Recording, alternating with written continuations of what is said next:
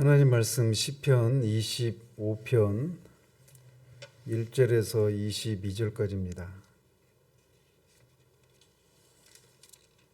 1절에서 22절까지인데 본문이 좀 길어서 오늘은 한 절 한 절씩 읽어가면서 그냥 그렇게 하도록 하겠습니다. 어느 중간에 끊을 수 있는 구절이 없어서 굳이 한꺼번에 살펴봐야 해서 한 절씩 읽어가면서 그렇게 하도록 하겠습니다.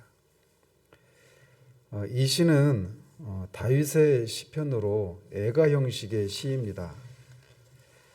그런데 이 애가 형식의 시편은 대부분 한 가지 어떤 이유로 인해서 하나님 앞에 자신의 상황을 호소하면서 애통해하는 그런 형식으로 되어 있습니다. 예를 들면 원수로 인한 부당한 핍박에서 구원해 주시기를 구한다든지, 또는 자신의 죄로 인한 고난에서 자신의 죄를 사해 주시기를 구하는 그런 식으로 시인이 애통해하는 이유가 단순합니다. 그런데 이 시는 이 두 가지가 모두 섞여 있습니다. 즉 원수의 핍박과 자신의 범죄로 인한 그 비탄이 복합되어서 나타납니다. 그래서 원수로부터의 구원과 자신의 죄로 인한 죄를 용서해 주시기를 구하는 이런 이중의 그런 구조로 되어 있습니다. 어쩌면 시인이 원수들로부터 이런 핍박을 받는 이유가 자신의 죄 때문일 수도 있습니다. 어쨌든 이렇게 복합적인 그런 구조로 되어 있는 시편이고, 특별히 이 시편이 알파벳으로 몇 개의 그런 히브리 알파벳이 빠져 있긴 하지만, 그리고 또 중복되는 그런 알파벳도 있긴 하지만, 비교적 히브리어의 알파벳을 따라서 순서를 따라서 지은 시입니다. 그래서 1절도 여호와여 나의 영혼이 주를 우러러 보나이다 이렇게 시작하는데, 그 히브리어로는 알렙으로 이렇게 시작을 합니다. 그래서 1절부터 보시면 여호와여 나의 영혼이 주를 우러러 보나이다. 시인은 원수들의 핍박과 자신의 죄로 인해 처한 상황 가운데서 의지해야 할 하나님이 여호와 하나님이심을 분명히 하고, 그 하나님을 향해 자신의 영혼이 말 그대로 얼굴을 들어서 하나님의 얼굴을 간절히 구하면서 그렇게 시를 시작하고 있습니다. 자신이 죄를 지었다라고 하는 사실을 안식하고 있는 것, 그리고 자신이 어떤 원수로부터 핍박을 받고 있는 그런 상황 가운데, 도움이 절실한 그런 상황 가운데 구원자이신 하나님이 계시고 그 하나님을 바라볼 수 있는 사람의 복을 시인은 잘 알고 누리고 있는 사람입니다.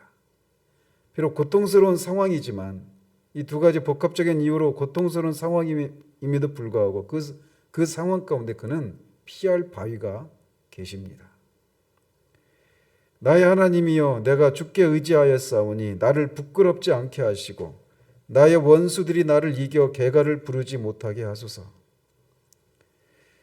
다윗은 먼저 자신들을 원수들에게서 굴복해서, 자신이 원수들에게 굴복해서 수모를 당하지 않게 해달라고 호소를 합니다. 특별히 지금 시인은 원수들로 인해서 받고 있는 그 핍박 가운데서 하나님께 구원을 호소하면서 하나님을 의지하고 바라보고 있는 상황입니다. 그리고 그것을 원수들도 알고 있어요. 마치 이 이스라엘을 침략해왔던 아수르의 군대 장관 랍사게가 이 히스기야 왕이 그 자신의 그 공격을 받고 있는 히스기야 왕이 여호와 하나님만을 의지하고 있는 그 상황을 지켜보고 있는 그런 상황과 같습니다. 아마 성 안에 있었던 히스기야가 다윗이 했던 이런 기도를 그 순간 하고 있지 않았겠습니까? 원수가 내가 하나님을 의지하고 있는 상황을 알고 있는데 그 하나님 나를 구원해 주시지 않아서, 그래서 결국 원수에게 굴복하는 것을 통해 원수들이 개가를 부리지 않도록, 내가 의지하는 하나님은 이런 상황 가운데서 아무런 도움도 주실 수 없는 하나님이시고 원수들이 믿고 따르는 그 신이 진짜 신이라고 하면서 개가를 부르지 못하도록 해달라고 간구하고 있는 겁니다. 주를 바라는 자들은 수치를 당하지 아니하려니와 까닭 없이 속이는 자들은 수치를 당하리이다. 시인은 지금 실제로 구원을 받게 된 상황이 아닙니다. 그런데 미리 믿음으로 이런 것들이 있게 될 것이라고 선취적으로 이렇게 신앙을 고백하고 있는 것이죠. 그러면서 시인은 자기 자신과 원수를 주를 바라는 자와 까닭 없이 속이는 자들로 이렇게 대조를 하고 그 각각의 운명이 다르다라고 하는 것을 노래하고 있습니다. 하나님이 이 세상을 창조하시고 하나님의 특별히 공의로 세상을 심판하시는 분이시기 때문에 그 하나님을 바라보는 자들은 궁극적으로 구원을 받겠지만 공의로우신 하나님이 이 세상을 바라보시고 심판하심에도 불구하고 까닭 없이 의인을 속이는 자는 하나님으로부터 공의의 보응을 받게 될 것이라고 믿음으로 미리 선취적으로 이렇게 고백하고 있는 겁니다. 여호와여 주의 도를 내게 보이시고 주의 길을 내게 가르치소서. 주의 진리로 나를 지도하시고 교훈하소서. 주는 내 구원의 하나님이시니 내가 종일 주를 기다리나이다. 여기서 주의 도, 주의 진리, 주의 길, 이것은 다 같은 의미입니다. 그래서 하나님의 말씀 속에 계시되어 있는 하나님의 뜻과 하나님의 섭리를 자신에게 보여달라고 그렇게 하나님께 간구하고 있는 거예요. 우리가 평상시에는 하나님의 말씀을 알고 하나님의 섭리가 어떠한 것인지에 대해서 알고 있을지라도 때로는 우리가 이렇게 위급한 상황, 어떤 고난을 받고 있는 상황 가운데 그 속에서 하나님의 뜻이 무엇이고 하나님의 길이 무엇인가를 구하기보다는 인간적인 그런 방법을 도모하기가 쉬운데 시인은 지금 그런 상황 가운데서 하나님의 뜻을, 하나님의 섭리를 자신에게 보여달라고, 그래서 하나님의 뜻 가운데 행할 수 있도록 해달라고 간구하고 있는 것입니다. 위급한 상황 가운데 있을 때 우리의 진면목이 드러나는 것이죠. 시인은 지금 원수로부터 핍박을 받고 자신의 죄를 인해서 하나님으로부터 외면을 당하고 있는 것 같은 상황 가운데서도 여전히 하나님의 뜻을, 하나님의 섭리를 보여달라고, 그 하나님의 뜻 가운데 행할 수 있도록 간구하고 있는 이런 하나님을 향한 절대신앙을 보여주고 있는 겁니다. 6절에 여호와여 주의 긍휼하심과 인자하심이 영원부터 있었사오니 주여 이것들을 기억하옵소서. 여호와여 내 젊은 시절의 죄와 허물을 기억하지 마시고 주의 인자하심을 따라 주께서 나를 기억하시되 주의 선하심으로 하옵소서. 시인은 5절까지는 원수들로부터 받는 까닭없는 환난으로부터 건져주시기를 구하고 있었는데 지금 여기에서부터는 자신의 죄를 사해 주시기를 구합니다. 그러면서 그가 죄의 용서를 구하면서 호소하고 있는 하나님의 성품은 하나님의 긍휼하심과 인자하심입니다. 하나님이 긍휼과 인자하신 분이심을 하나님께서 기억해 주시고 7절에서는 자신의 젊은 날의 죄와 허물은 기억하지 말아 주시기를, 그리고 죄의 용서를 구하는 자신은 기억해 달라고 호소를 하고 있습니다. 이 역시 그가 죄의 용서를 구할 때 하나님의 긍휼과 인자하심에 호소하고 있는 이것을 보면서 그가 정말 얼마나 하나님을 잘 알고 있는가라고 하는 것을 우리에게 보여주고 있습니다. 8절에 여호와는 선하시고 정직하시니 그러므로 그의 도로 죄인들을 교훈하시리로다. 시인은 자신의 죄를 용서해 주시기를 간구하면서 하나님의 선하심과 정직하심에 호소하고 있습니다. 이 정직하심은 그분의 공의로우심을 의미합니다. 즉 시인은 지금 하나님 7절에서 보면 6절과 7절에서 보면 하나님의 긍휼과 인자하심에 호소를 하고 있는데 또 8절에서는 하나님의 선하심과 이 정직하심에 호소하면서 자신의 죄를 용서해 주시고 자신을 교훈하시기를, 주님의 도로 교훈해 주시기를 구하고 있어요. 만약에 하나님이 정직하신 분, 즉 공의로운 분이시기만 하다라면 인간은 모두 하나님 앞에 죄인이기 때문에 정죄를 당해 죽을 수밖에 없습니다. 그러나 하나님은 공의로우시면서 동시에 선하신 분이십니다. 그래서 죄인을 회개하게 하시고 또 하나님의 말씀으로 교훈하셔서 죄악된 길에서 의의 길로 가도록 인도하시고 결국 구원을 얻게 하시는 그런 분이십니다. 즉 이 8절에서 시인은 하나님의 공의와 사랑이 얼마나 오묘한 조화를 이루고 있는가를 그가 바르게 알고 이렇게 고백을 하고 있는 거예요.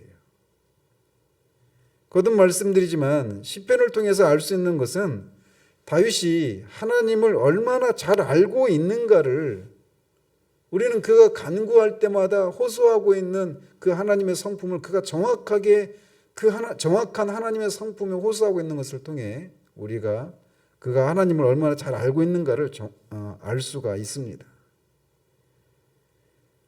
온유한 자를 정의로 지도하시며 온유한 자에게 그의 도를 가르치시리로다. 여기서 온유한 자는 하나님 앞에서 자신의 죄인됨을 겸손하게 시인하면서 자신의 죄를 고백하는 사람을 가리킵니다. 그래서 하나님의 판단에 전적으로 맡기고 있는 그런 사람이 온유한 자입니다. 그런데 하나님은 바로 그런 자를 정의로 지도하시고 그의 도를 가르치신다라고 노래하고 있습니다. 이것은 하나님께서 죄인을 긍휼히 여기셔서 그의 죄를 용서하시기만 하시는 분이 아니라 죄를 용서해 주시되 그것을 통해서 하나님의 도를 깨닫게 하셔서 결국 그를 거룩한 길로 인도하시는 분이심을 노래하고 있는 겁니다. 다윗의 삶을 통해서 우리는 그것을 봅니다. 특별히 시편 51편에서 그 참여시를 통해서 하나님께서 그를 긍휼히 여기시고 죄를 용서해 주셨지만 그 죄를 용서받는 그 과정 가운데서 다윗은 자신이 모태에서부터 그렇게 죄악 가운데 잉태된 철저하게 부패한 그런 사람이라고 하는 사실들을 깊이 깨닫고 결국은 죄를 미워하고 혐오하는 데까지 이어지게 되는 것을 봅니다. 하나님은 죄를 용서해 주시되 공도로 우리를 다스리시는 하나님이심을 시인이 여기서 다시금 우리에게 알려주고 있는 것이죠. 10절에 여호와의 모든 길은 그의 언약과 증거를 지키는 자에게 인자와 진리로다. 여호와의 모든 길은 하나님께서 당신의 뜻과 섭리를 계시해 보이시는 모든 말씀을 가리킵니다. 그리고 인자와 진리는 언약에 대한 신실하심으로 하나님께서 베푸시는 은총과 구원의 복을 가리킵니다. 그리고 그 언약과 증거를 지키는 자는 하나님을 두려워해서 그 말씀에 철저히 순종하는 자, 여기에서 나오는 이 25편에서는 여호와를 경외하는 자, 이렇게도 말할 수 있는 거죠. 따라서 10절에서 말하고 있는 것은 하나님을 사랑하고 경외해서 그 말씀에 순종하는 자는 하나님께서 하나님의 신실하심을 따라서 언약에서 약속하고 있는 그 모든 구원의 복을 누리게 된다라고 하는 것을 노래하고 있는 거예요. 여호와여 나의 죄악이 크오니 주의 이름으로 말미암아 사하소서.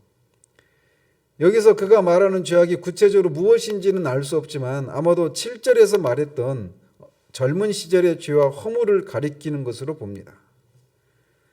어쨌든 다윗은 자신의 죄악이 하나님과의 언약을 깬 그런 심각한 죄를 짓고 있다라고 하는 것을 고백하고 있는 거예요. 그러면서 그렇게 자신의 죄악이 크지만 그래서 하나님의 언약을 어긴 그렇게 큰 죄이지만 하나님은 그 언약을 끝까지 실행하셔서 하나님의 영광스러운 이름에는 해가 가지 않도록 해달라고 간구하고 있는 겁니다. 하나님의 이름을 위해서 자신의 죄를 용서해 주시기를 간구하고 있는 거예요. 자신의 죄 때문에 하나님의 거룩하신 영광스러운 이름에 해가 가지 않도록 그렇게 간구하고 있는 것이죠. 여기에 시인이 하나님을 얼마나 사랑하고 있는가를 이 속에서도 보게 됩니다. 비록 그가 하나님을 사랑함에도 불구하고 그의 연약함을 인해서 죄를 지었지만 그런 자신을 인해서 하나님의 영광스러운 이름에 누가 끼쳐지지 않도록 하기를, 누가 끼쳐지지 않기를 그렇게 구하고 있는 것이죠. 여호와를 경외하는 자 누구냐? 그가 택할 길을 그에게 가르치시리로다. 그의 영혼은 평안히 살고 그의 자손은 땅을 상속하리로다. 여호와의 친밀하심이 그를 경외하는 자들에게 있으며 그의 언약을 그들에게 보이시리로다. 이 12절에서 14절까지를 통해서 시인은 여호와를 경외하는 자가 누리게 되는 복이 무엇인지를 노래합니다. 여호와를 경외하는 자가 어떤 사람인가를 정의를 내리고 있지 않지만 이어져오는 문맥을 통해서 알 수 있는 것처럼 여호와를 사랑하기 때문에 그 언약을 따라 행하고 하나님의 말씀을 지키는 그런 사람을 가리키고 있습니다. 그렇게 여호와를 경외하는 자가 누리는 복이 무엇인지를 12절에서 이렇게 말을 합니다. 그가 택할 길을 그에게 가르치시리로다. 여러분, 이 복이 얼마나 큰 복인지 아십니까? 하나님이 여호와를 경외하는 자들에게 주시는 복이 그들을 진리 가운데로 올바르게 인도하셔서 그가 택할 길이 무엇인가를 가르쳐 주신다라고 말을 하고 있어요. 우리는 한 번밖에 없는 인생을 살아갑니다.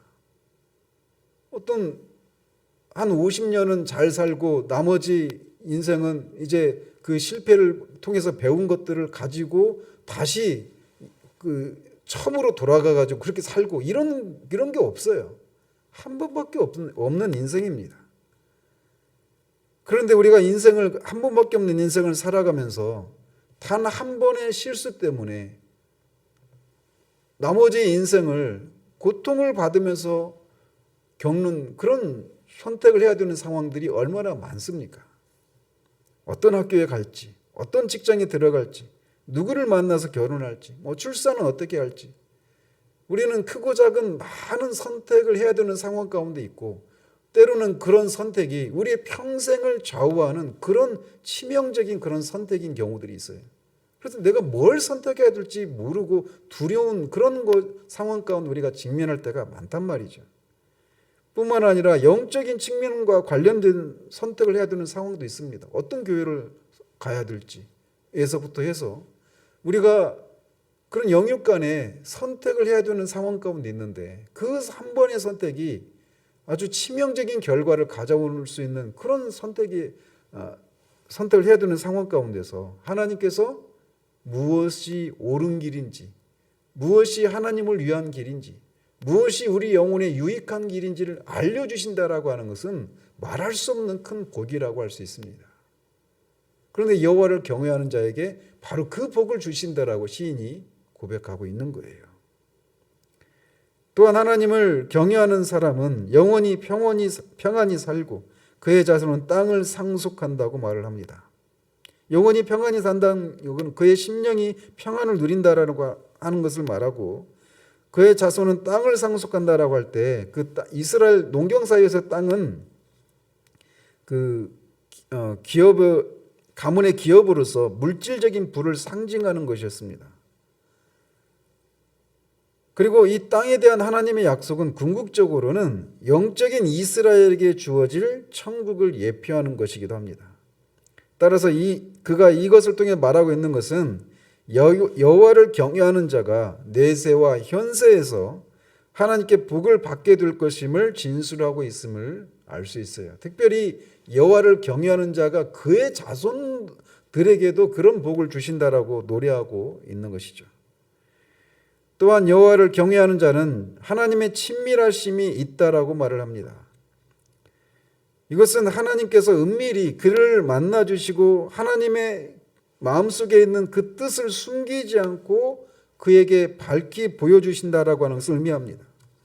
마치 소돔의 그 멸망을 앞두고 아브라함에게 하나님의 뜻을 보여주시는 것처럼 또 모세를 친구처럼 대하시고 다른 이스라엘 백성이 어떤 누구에게도 말씀해 주시지 않았던 하나님의 뜻을, 은밀한 뜻을 보여주신 것처럼 여호와를 경외하는 자에게 하나님의 친밀하심을 보여주신다라고 말하고 있어요. 그러면서 그 친밀하심의 내용, 그 하나님이 그에게 보여주시는 그 은밀한 뜻이 무엇이냐? 그건 언약의 비밀이라고 말을 합니다. 그래서 하나님께서 당신의 택한 백성을 구원하시고자 하시는 섭리와 경륜을 그에게 특별히 보여주신다라고 말하고 있어요.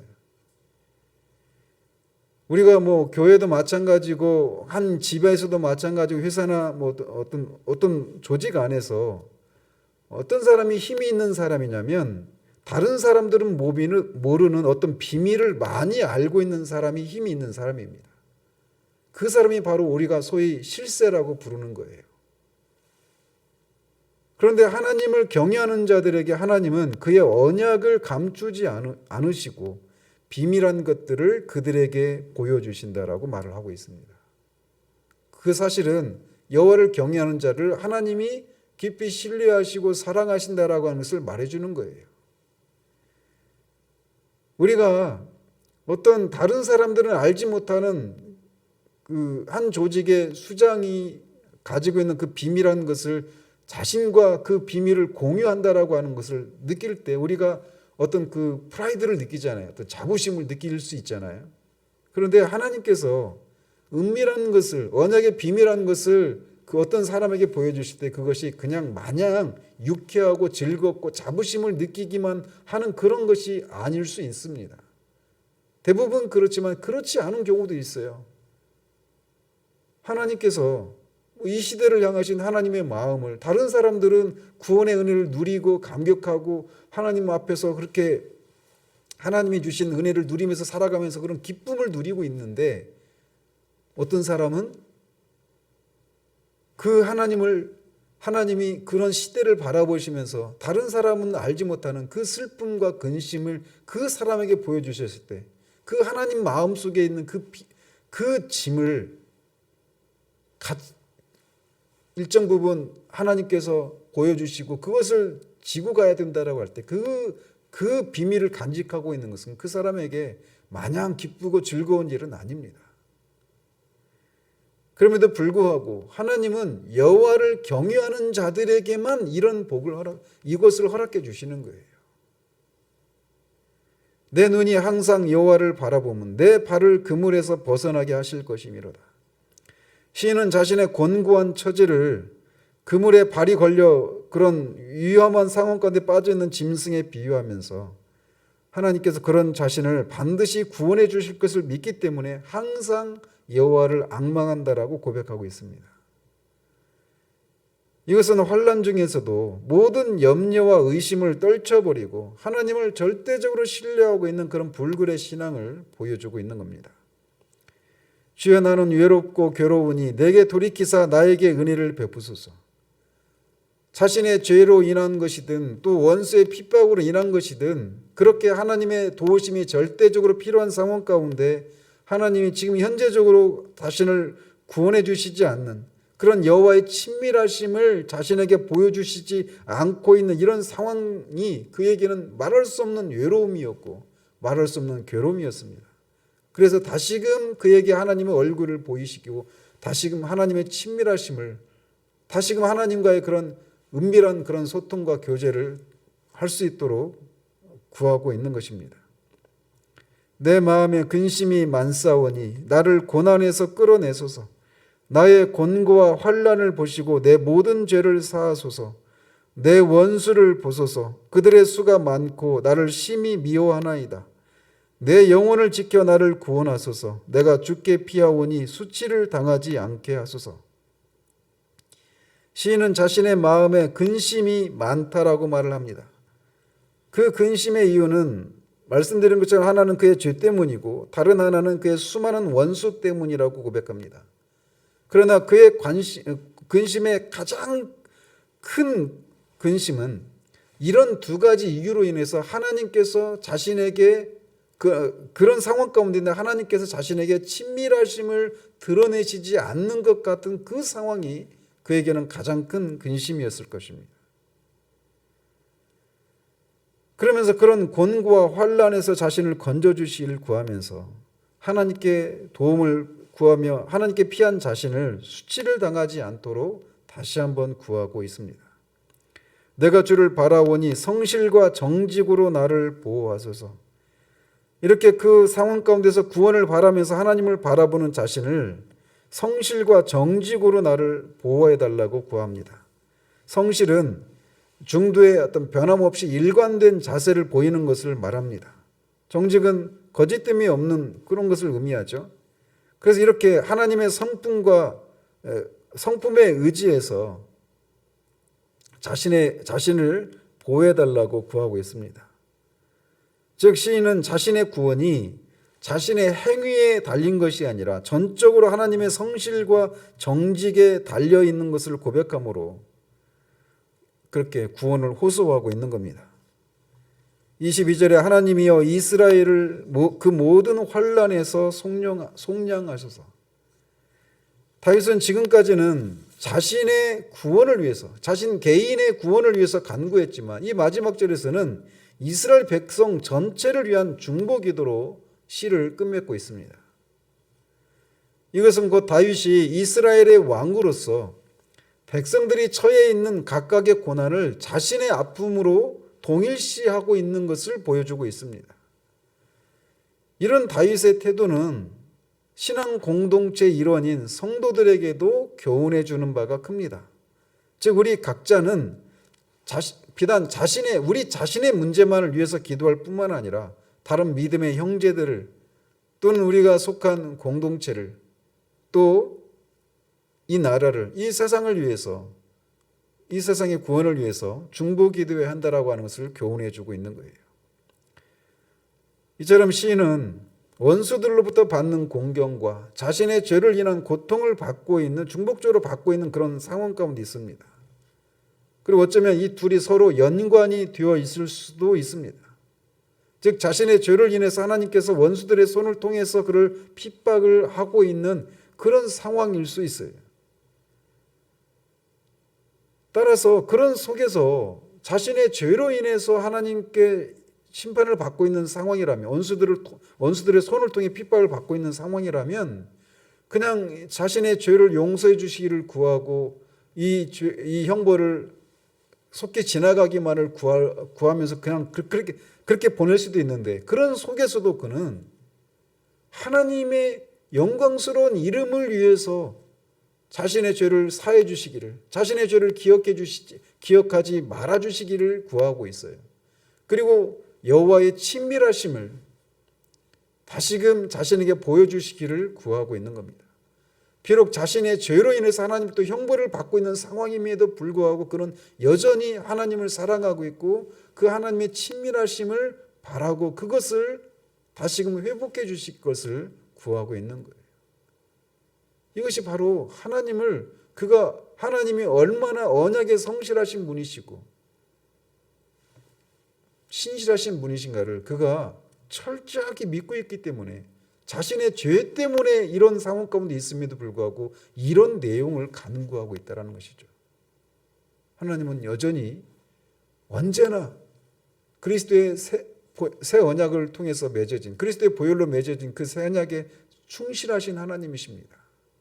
그래서 우리의 죄악으로 인해서 우리가 하나님으로부터 징계를 받는 상황 가운데서도 우리는 감히 하나님의 그 언약의 성실하심에 의지해서 하나님의 친밀하심을 다시금 우리에게 다시금 허락해 주실 것을 구할 수 있는 그런 사람들이어야 합니다. 그리스도의 보혈이 그렇게 강력한, 그 어떤 것으로도 깨뜨릴 수 없는 강력한 언약이기 때문에 그렇습니다. 이 아침에도 그 언약의 하나님을 바라보며 하나님께서 기도 가운데 다른 사람들에게는 보여주시지 않는 그 은밀한 것들을, 하나님의 그 기쁜 뜻을 우리 가운데 보여주시기를, 그래서 하나님의 마음속에 있는 그 짐을 우리에게도 나눠주시고 그 하나님을 위해서 감히 하나님의 뜻을, 하나님의 그 마음 속에 있는 짐을 우리에게 보여주시는 그런 은혜가 있기를 우리 주님의 이름으로 축원드립니다. 기도하겠습니다.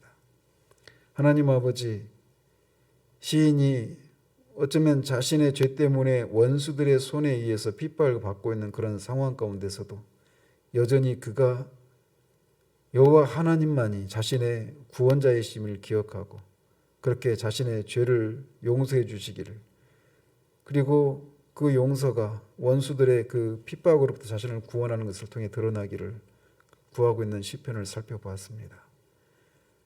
비록 자신의 죄로 인해서 받고 있는 상황임에도 불구하고 그는 여전히 하나님이 언약에 성실하신 분이심을 기억하고, 자신의 죄로 인해서 원수들이 자신을 핍박하고 그들이 결국 이기는 것은 하나님의 영광스러운 이름에 해가 가는 것임을 알고, 하나님의 영광스러운 이름에 해가 가지 않도록 하기 위해 하나님의 이름을 위해서 자신의 죄를 구하며 용서를 구하며 나아가고 있는 그런 모습을 봅니다. 그가 얼마나 자신의 죄 때문에 죄로 인해서도 하나님께서 그 언약을 깨뜨리시지 않는, 얼마나 언약에 성실하신 분이신가를 그가 믿고 있는지를 보게 됩니다. 그런 속에서 용서를 넘어서 여호와의 친밀하심을 다시금 자신에게 허락해 주시기를 구하며 나아가는 그 믿음이 우리 가운데 있기를 소원합니다. 그래서 이 아침에도 우리가 기도하는 가운데 여호와의 친밀하심을 우리 가운데 드러내 주시기를, 하나님 마음속에 있는 그 슬픔을, 아픔을, 짐을 우리 가운데도 하나님 보이셔서 정말 하나님의 마음으로 이 세상을 바라보며 우리 자신과 우리가 속한 공동체를 바라볼 수 있는 우리들 될 수 있도록 도우시기를 원합니다. 예수 그리스도 이름으로 기도합니다. 아멘.